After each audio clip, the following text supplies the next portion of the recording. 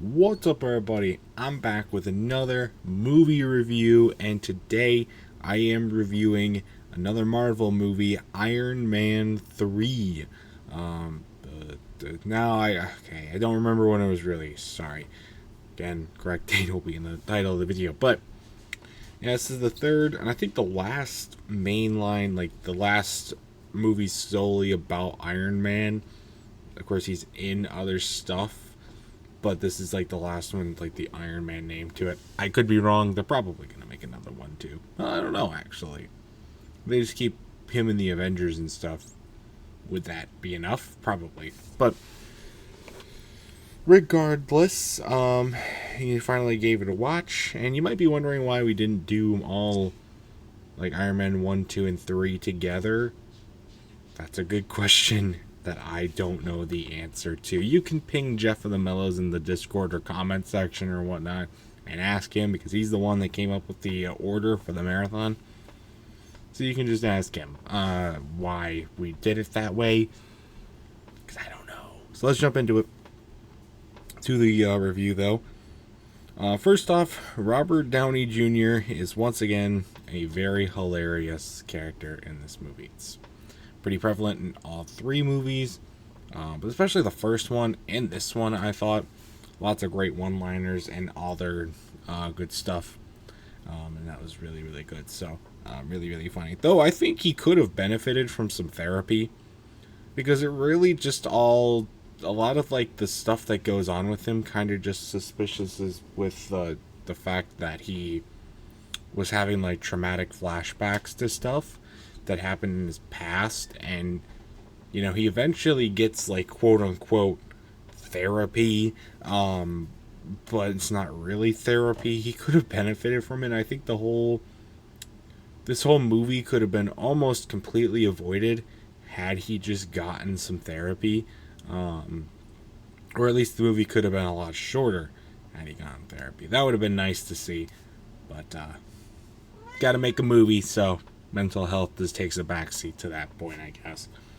Moving on. Another thing that really pissed me off: why did they have to make the guy in the villain in the movie look like that dumbass math tutor from TCAP? That got, like, you really have to make him look just like that much of a dumbass? Fuck you. Okay. The bald, the sunglasses, everything. It's just cringe looking at him, because you think of the cringe guy. Ooh. I don't know. No. Why did you have to do that? I also find it wild that Gray from Jurassic World is in this movie. Jenna Ortega is also in this movie, but not as much as I was led to believe. She's in it for just a little bit later, near the end of the movie. But okay. She's in it, but it's before her acting career really took off. But Gray is in this movie quite a bit, which is just insane. I thought Jurassic World was like his first real big role. Guess not. Guess he was playing in Iron Man 3 before this. Maybe that's why he got the Jurassic World role. Who knows? Sorry. Once again, the sneeze factor's taking control. I thought, though, okay, so another thing.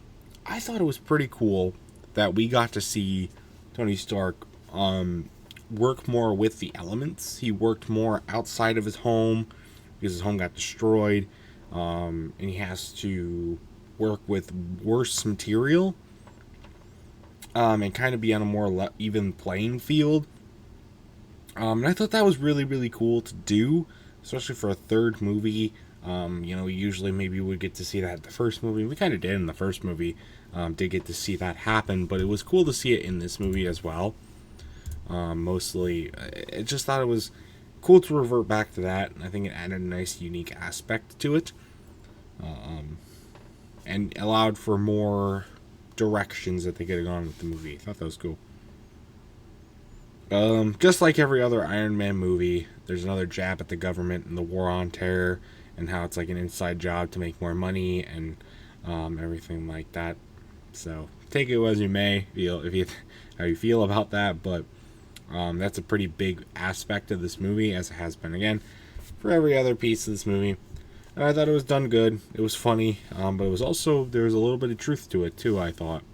And it's crazy how accurate sometimes they can make that going forward. But I thought that was a good addition regardless. Because, you know, say what you want, but that's what I thought.